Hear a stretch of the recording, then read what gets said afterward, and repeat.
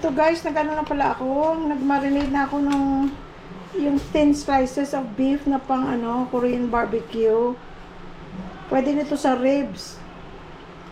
Pero dito hindi ako makakita ng kalbi ribs na na maganda ang hiwa. Nakikita ko lang yung mga short ribs, yung matigas yun, yung makapal ang laman. So anyway guys, ito yung ginagamit ko. Inalis ko na kasi huhugasan ko, gagamitin ko yung lalagyan. Ganyan siya, ayan o. Tubig lang yan ha. Hinuhugasan ko pa, sinusok ko pa. Pero ito yung niya. Ito yung brand niya. Bibigo. Bibigo is a good brand. Meron din Wang, W-A-N-G, na Korean galbi sauce. Wala na ibang ilalagay, yun lang. Tapos, maybe 2 hours or overnight, better. Tapos, i-air fry mo lang. Yung ano lang gusto mong kainin. Kung ano man part ng beef na gusto mo, pwede rin. Pero ako gusto ko itong maninipis. Ayan, guys. Sky, stop anak! Stop! Sky! Sky! Yan na naman siya. Ito nga pala guys ang ating iluluto for lunch. Giniling, konti lang, maraming upo. Tapos, igigisa natin yan. Sibuyas, bawang. Tapos, piniritong dalagang bukid kay Langga. Ako naman gusto ko pampano. Siya naman mas gusto yung dalagang bukid.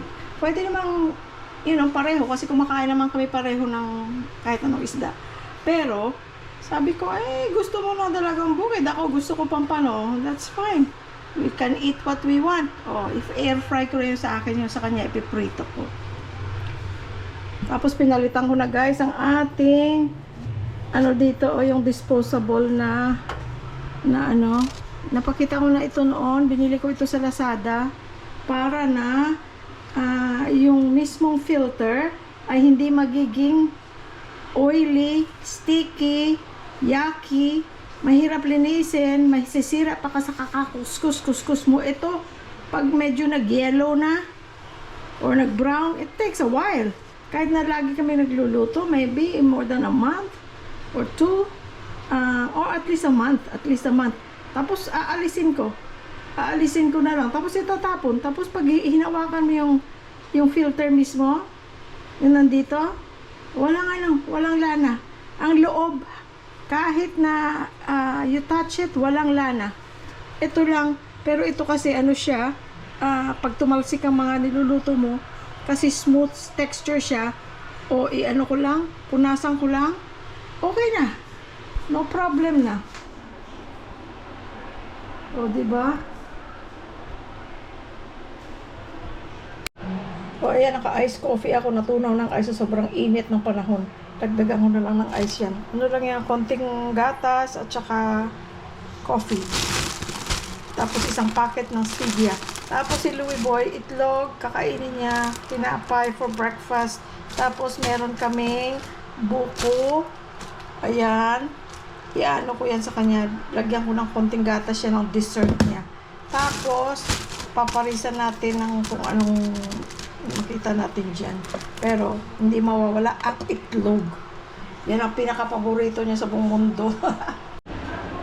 So, ayan guys, ang ating ipapakain kay Louie Boy. Ito yung dessert niya, Ang sarap, buko, fresh buko. Nilagyan ko ng konting Bear Brand. Ayan. Tapos, itlog, tapos corned beef na konti para lang ilagay niya sa tinapay niya, 2 tinapay. Diba? Meron tayong pa breakfast. Guys, sandaling kwento lang nung bagong lipat lang kami sa Pilipinas 2 years ago, sa mga bagong nanonood sa atin, nung nag-retire ako ng 55 years old, 18 and a half years kasi ang gap namin ni Louie Boy. So, 55 plus 18, kay 18 and a half. Yun ang edad niya nung lumipat kami dito sa Pilipinas. So, ngayon guys, may nag-comment at that time.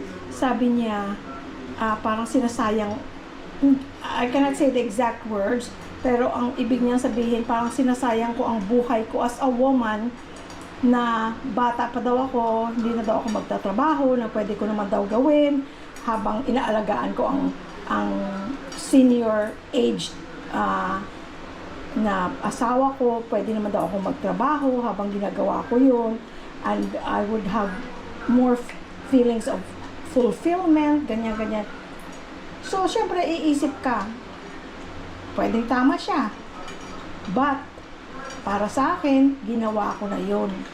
For decades, I worked at the same time, take care of my family, I took care of the kids, Louis, I took care of him, and I'm feeling fulfilled as a woman. Ngayon, nung nag-retire ako ng 55, I don't have regrets.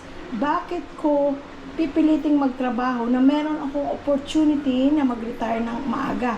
Hindi naman lahat pwedeng mag-retire ng maaga. So, sinuwerte lang ako. Thank you, Lord, na nakapag-retire ako ng maaga. O, diba? So, para sa akin, it's fine. And I don't have to worry about, kailangan may fulfillment ka sa professional life mo. No, I'd rather have fulfillment in my family life. Tapos, kung gusto ko talaga magtrabaho, pwede naman. But I'd rather not. Kasi I'd rather spend it with my husband, kasi malayo nga agwat ng edad namin. So, ibig sabihin, kung magre-retire ako ng regular retiring age na at least 65, plus 18 and a half years, yun ang edad niya. Anong mangyayari sa buhay namin? Nagtrabaho na lang kami ng, hanggang tumanda na kami.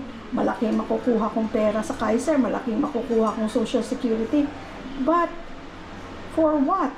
Dahil kasi, by the time, ang tanda ko na, ano gagawin namin sa pera na hindi mo naman niya madadala sa hukay? I'd rather enjoy it now, di ba? So guys, yan ang aking kwento. Mamaya ulit. Maraming salamat. Guys, ayan na, kumukulo ng ating upo. Manamis-namis yan dahil fresco. O, diba?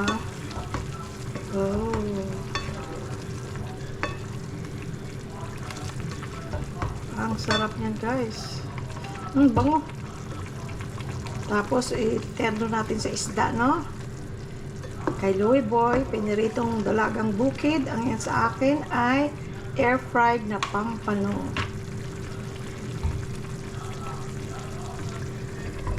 Patayin na natin, guys. Maluluto na yan sa sarili ng init.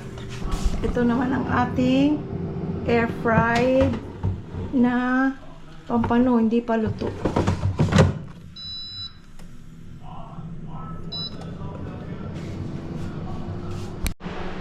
Ito na, guys. Luto ng ating air-fried isda. Toyo, kalamansi. Tapos ang ating kanin na may gulay at giniling. Sarap niyan, guys. Kain na tayo. What's our menu for today? Natirang dalagang bukid na ating gagawing iskabetseng Tagalog. Yun ang tawag ni Louie Boy. Sabi ko, bakit iskabetseng Tagalog? Sa amin, ganun din ang pagluto. Igisa, bawang sibuyas. Maraming luya. Ito pala sibuyas na gagamitin ko. Tapos, suka, sugar. Paglabanin mo ang asim, tamis, at alat. Ako kasarap. Tapos, itong ating ampalaya. Alam nyo yung ampalaya, guys, ilang araw na to sa ref. Malutong pa rin siya. Walang sira. Kasi binalot ko siya sa plastic, sa saran wrap. Binalot ko siyang tight sa saran wrap. Parang, ganun pa rin kung anong itsura niya nung binili namin sa Pampang. Kailan pa yung Pampang, diba? Ilang araw na. Tapos maraming kamatis, tapos iitlogan. Ayan. Ito mga kamatis na to, guys, actually, ano na to? Yung mga hinarvest na to namin sa aming garden. Hindi siya malalaki kasi ang seeds nito, galing lang din sa ganyan siya kalaki, kaya hindi siya malalaki. Ito malalaki, pero, binili namin ito noon. Tapos ito, ganito lang siya kaliliit kasi yung pinanggalingan niya ganoon din kaliit. So nagpa-dry ako ng seeds ng yung malalaki para na itanim ko. Pwede rin idiretso. Kaya lang At that time na ginawa ko to, sabi ko, i-try ko muna dahil kasi ayokong lumabas doon sa garden at ang init. Mamayang hapon, itatanim ko na yan. Para by the time na maubos o mamatay ang ating kamatis, meron naman tayong bagong tanim. Okay guys, magluluto na ako. Hindi ko napapakita. Kasi ganun din yun. Alam nyo na yun, di ba? Gusto ko lang i-share kung anong aming ulam. Luto na guys ang ating escabeche. Oh. Tapos, gigisa na natin ating ampalaya. Lutuin muna natin ng mabuti ang ating kamatis. Ayan guys, marami yung ano. Sino kumakain ito? Oh, sarap niya guys. Medyo may sabaw siya para ilagay natin sa kanin. Oh, di ba? Oh. Guys, ganito ako gumawa ng ano, initlogan ng palaya. Gusto ko maraming itlog. Tapos lutong-luto ang kamatis. Saka sibuyas, bawang. Gusto ko maraming itlog. Palutuin ko pa ng konti ang itlog. Hanggang parang nagse-separate, nagmamantika. Tapos ilalagay natin ang ating ampalaya.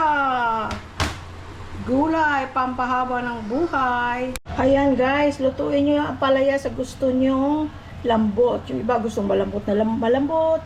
Yung iba gustong may crunch ng konti. So it's up to you. Pero tingnan nyo guys, di ba nakakatakam? Oh, sarap.